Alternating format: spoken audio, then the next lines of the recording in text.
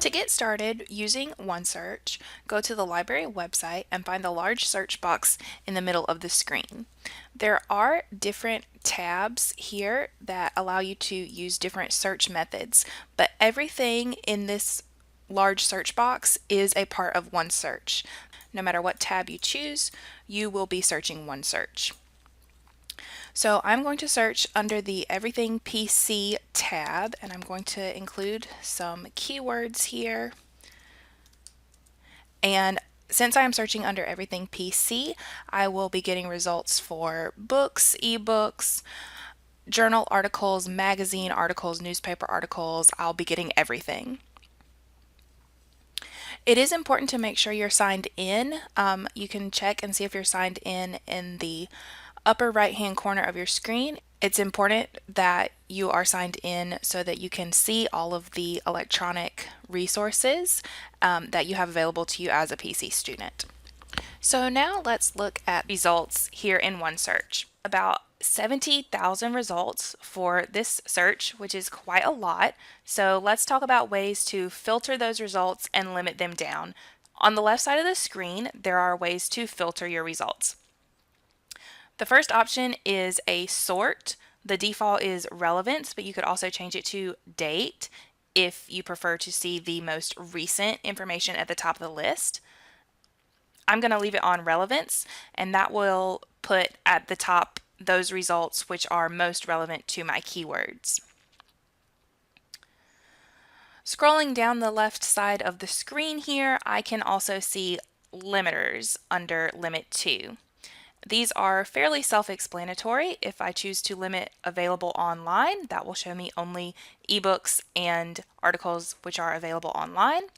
If I choose the limiter for print and physical items, it will show me only those results which are physically accessible here in the library.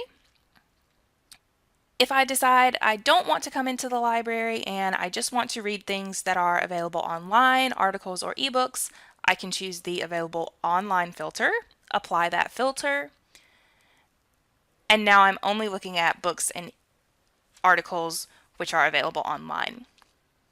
From here, I can continue to limit my search.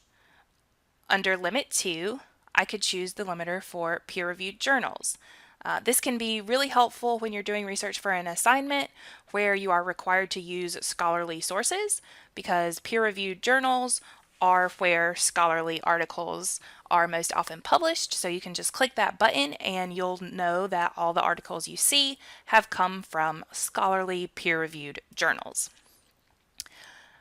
Applying that limiter also got my results down to quite a lower number. If I wanted to continue to limit it even more, I can limit by publication date.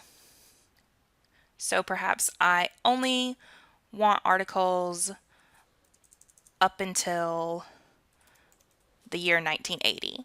So I can enter that year, click refine, and it will refine the date filter down to only articles that were written in the time period that I've indicated.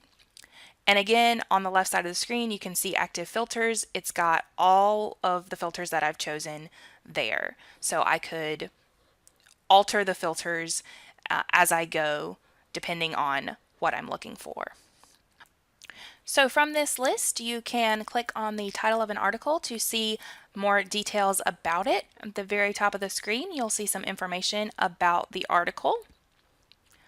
On the right side of the screen, you'll see related reading. So this is showing you similar articles to the one that you're looking at. Could be helpful to continue researching. There are tools here that allow you to get a link to the article, look at the citation, print out information, or email the link. And there's also information about how to find it online and how to get the full text. If you follow this link, it will take you to the full text of the article. Once you've gotten everything you need, you can click the X and return to your results. Thanks for watching to the end of the video. If you have any questions, visit the library website.